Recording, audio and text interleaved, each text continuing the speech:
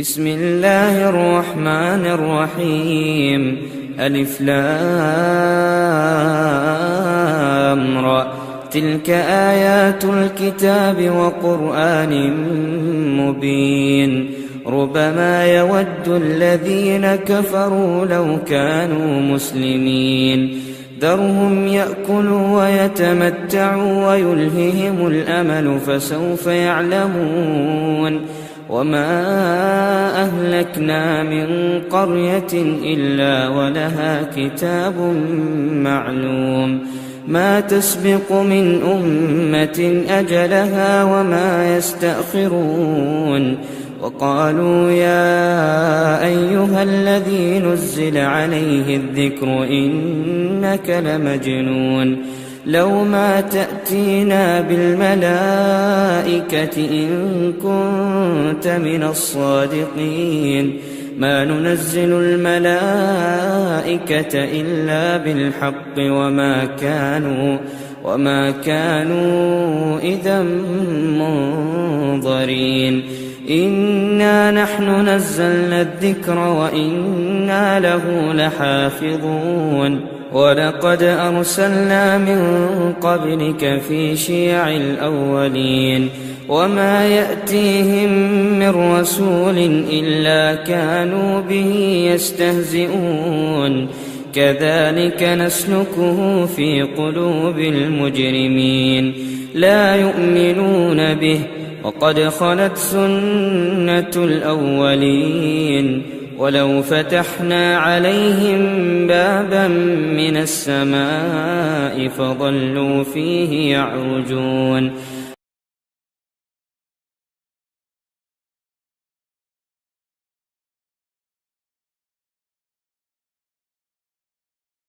ہر زمانے میں مسلمانوں کو متحد رہنے کا حکم ہے، لیکن آج کے زمانے میں جس زمانے سے ہم گزر رہے ہیں اور جو صورتحال کانفرنس میں مختلف خطباء نے ذکر فرمائی ہے ملک کی ہے، اور آپ خوب اچھی طرح جانتے ہیں، کوئی ڈھکی چھپی باتیں نہیں ہیں جو کہی جا رہی ہیں یہاں۔ ایسے حالات میں ایک دوسرا میں دعوت دیتا ہوں فضیلت الشیخ جناب مولانا رضا اللہ عبد الکریم مدنی صاحب کو، آپ تشریف لائیں اور خطاب فرمائیں۔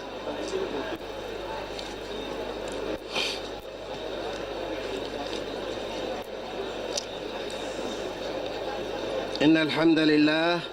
نحمده ونستعينه ونستغفره ونعوذ بالله من شرور أنفسنا ومن سيئات أعمالنا من يهده الله فلا مضل له ومن يضلل فلا هادي له وأشهد أن لا إله إلا الله وأشهد أن محمدا عبده ورسوله أما بعد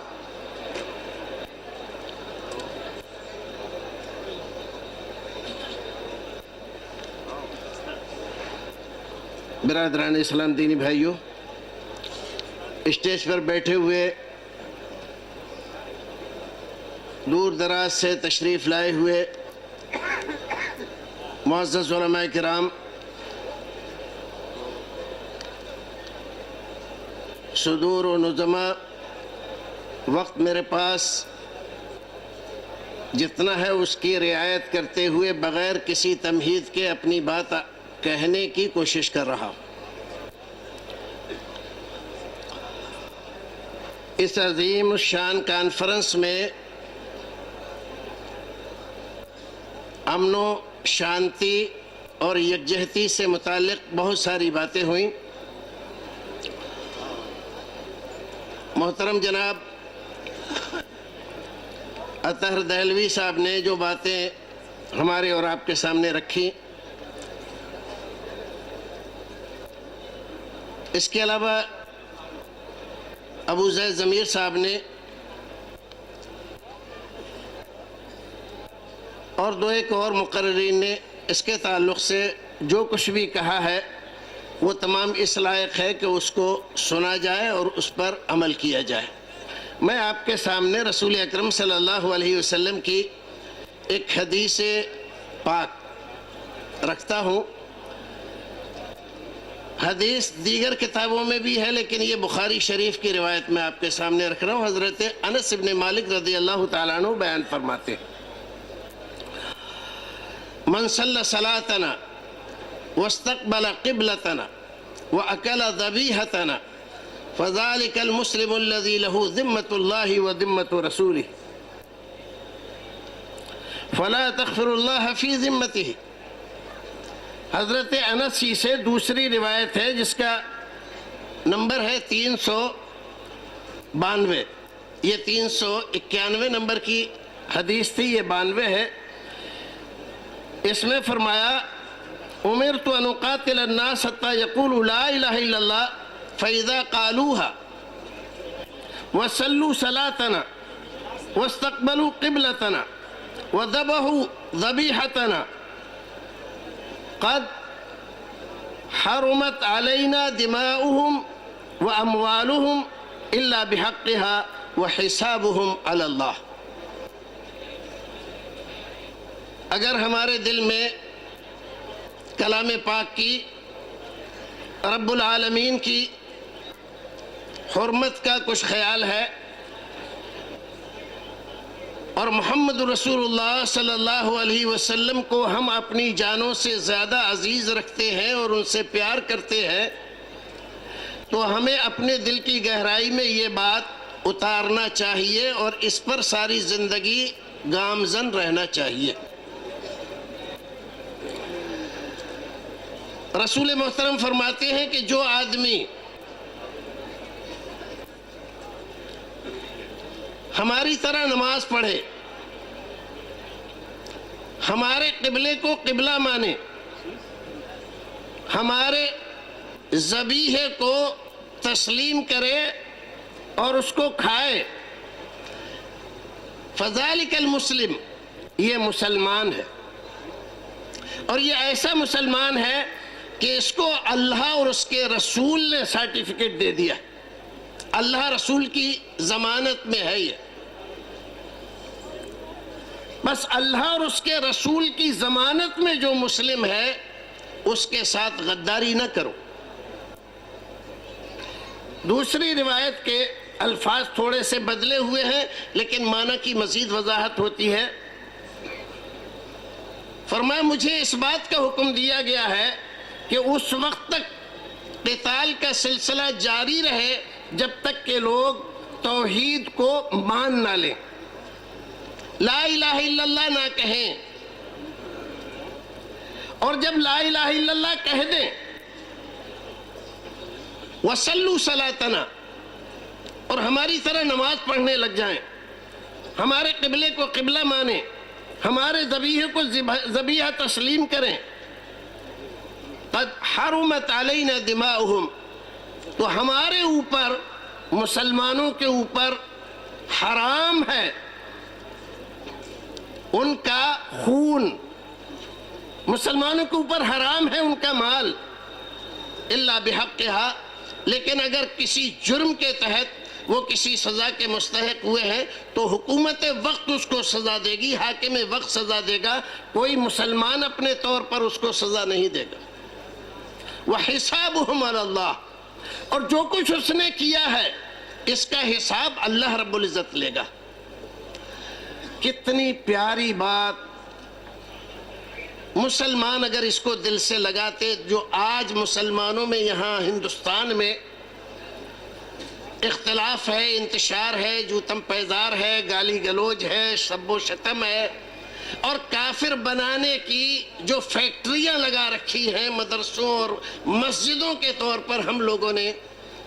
شاید ان کی صورتحال دوسری ہوتی. ہر زمانے میں مسلمانوں کو متحد رہنے کا حکم ہے،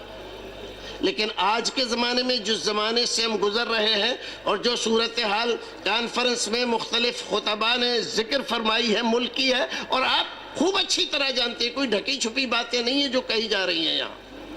ایسے حالات میں ایک دوسرے کے ساتھ تنازع کرنا، لڑائی کرنا، جھگڑے کرنا، مسجدوں میں یہ لکھ دینا کہ اس مسجد میں فلاں فلاں لوگ نہ آئیں گے تو خود وہ ذمہ دار ہوں گے. کتنے افسوس کی بات ہے. کیا انہوں نے رسول اکرم کا احترام کیا؟ کیا رسول محترم صلی اللہ علیہ وسلم کی ہدایت پر کان دھرے؟ کیا اللہ رب العزت کی حرمت کا احترام کیا؟ کیا کلمے کی حرمت کا احترام کیا؟ کلمہ کہہ دینے کے بعد وہ ہمارا بھائی ہے، وہ بھائی ہمارا ہو سکتا ہے فاسق ہو سکتا ہے فاجر ہو، گنہگار ہو، بہت ہی برے درجے کا ہو، لیکن کلمہ شریک بھائی تو ضروری ہی ہے۔ آمین رفع الیدین کے جو مسائل ہیں، ہمارے بہت سارے وہ بھائی جو کبھی کبھی بہت زیادہ مشتعل ہو جاتے ہیں دوسرے بھائیوں کی گالیاں سننے کے بعد، میں ان سے کہوں گا کہ یہ لڑنے کی چیزیں نہیں ہیں، رسول اکرم صلی اللہ علیہ وسلم کی سنت ہے، آپ جانتے ہیں، آپ اس پہ عمل کیجئے۔ جو آدمی نہیں جانتا ہے وہ اس کا جواب دہ کل کو ہوگا، اور اس کا جواب وہ خود دے گا۔ ہمیں رسول اکرم کے اخلاق جو بتائے گئے ہیں، جو سنائے جا رہے ہیں، اس میں کہیں بھی گالی کا جواب گالی سے، مار کا جواب مار سے، قتل کا جواب قتل سے دینے کا حکم نہیں دیا گیا ہے۔ تو آج اس کانفرنس سے کم یہ پیغام لے کر جاؤ کہ آپس میں میل محبت کے ساتھ رہو، اور اتنی بڑی تعداد ہونے کے بعد، کروڑوں میں 20 کروڑ سے زیادہ مسلمان ہونے کے باوجود جو آج ذلت اور خواری کی زندگی گزارنے پر مجبور کیے جا رہے ہیں، ان کے پرسنلہ میں بھی مداخلت کی پوری تیاری ہو گئی ہے، اور آگے آنے والا زمانہ کیا ہوگا، ان تمام سے نبٹنے کا ایک ہی ذریعہ ہے، اتفاق سے رہو، اتحاد سے رہو، مسلمان کو مسلمان جانو، جو کلمہ پڑھ رہا ہے وہ ہمارا بھائی ہے، اور اس کی حرمت ہمارے رسول نے، ہمارے اللہ نے، ہمارے قرآن نے اور ہمارے